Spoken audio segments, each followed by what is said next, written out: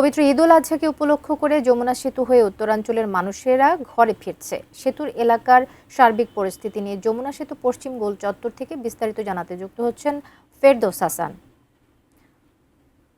ফেরদৌস, সেখান থেকে আমাদেরকে একটু পরিস্থিতি জানাবেন, কেমন দেখছেন সব মিলিয়ে পরিস্থিতি?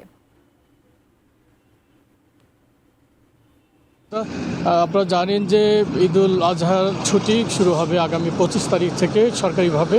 এছাড়া বেসরকারি যে গার্মেন্টস সহ অন্যান্য প্রতিষ্ঠানগুলো রয়েছে সেগুলোরও কিন্তু ছুটি শুরু হবে 25 তারিখের পর থেকে, আমরা যতদূর জেনেছি।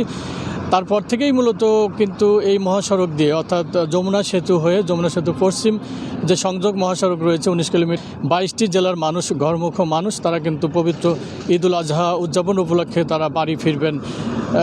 যদিও এটি যানজট প্রবণ এলাকা হিসেবে চিহ্নিত ছিল, কিন্তু সম্প্রতি এই যে মহাসড়ক, এই মহাসড়কের যে ফ্লাইওভারগুলো রয়েছে, যে আন্ডারপাস রয়েছে, সেই সাথে নলকা সেতু সহ অন্যান্য যে যানজট প্রবণ এলাকা রয়েছে সেই এলাকাগুলো কিন্তু এখন যানজটের প্রবণতা নেই, কারণ ফ্লাইওভার, আন্ডারপাস এবং সেতু খুলে দেওয়া হয়েছে ইতিমধ্যেই।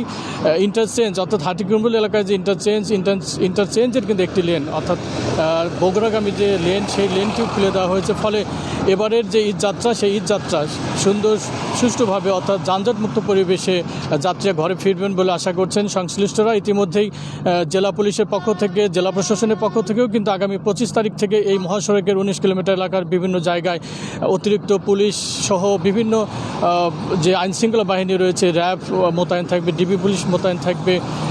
সব মিলে আশা করা যাচ্ছে যে এখনও যেহেতু ঈদের ছুটি শুরু হয়নি, ঘরমুখ মানুষ যারা ব্যক্তিগত প্রতিষ্ঠানে চাকরি করেন বা ব্যক্তিগত প্রতিষ্ঠান রয়েছে সেসব পরিবারের সদস্যরা শুধু তাদের ব্যক্তিগত যানবাহন সহ পাবলিক যে পরিবহন রয়েছে সেগুলোতে যাতায়াত করছে।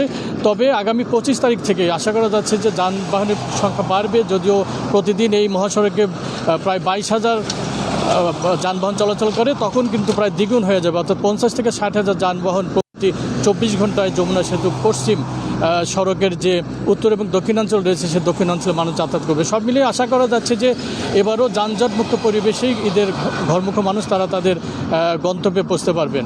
সব মিলে এই ছিল আজকে এই মহাসড়কে যান চলাচল এবং ঘরমুখ মানুষ চলাচলের সবশেষ খবর।